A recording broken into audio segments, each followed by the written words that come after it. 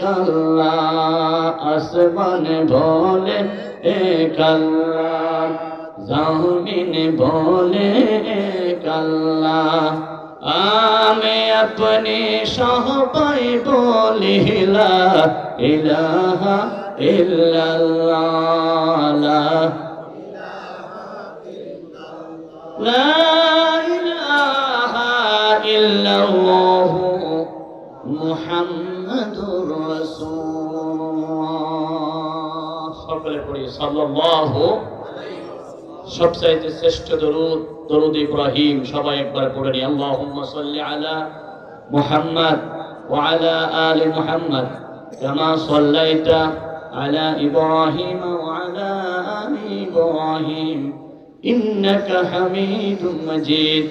اللهم بارك على محمد وعلى آل محمد كما باركت على إبراهيم وعلى آل إبراهيم إنك حميد مجيد।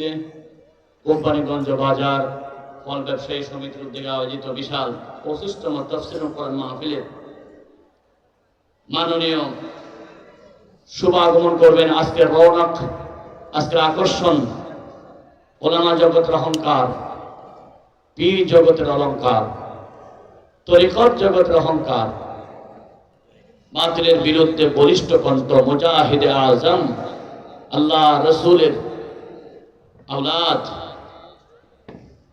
আমির তাহরিকে খতমে নবুয়ত বাংলাদেশ, আওলাদ রসুল, শেখুল হাদিস, মুনাজার মিল্লাত, শামসুল উলামা, ফখরুল উলামা, তাজুল উলামা আশ-শেখ মুফতি ডক্টর মোহাম্মদ ইনায়েতুল্লাহ আব্বাসী ওয়াসিদ্দিকী পীর সাহেব জৌনপুরী, আমরা সবাই বলি আল্লাহ হযরতকে হায়াতে তয়্যিবা দান করুন, আমিন।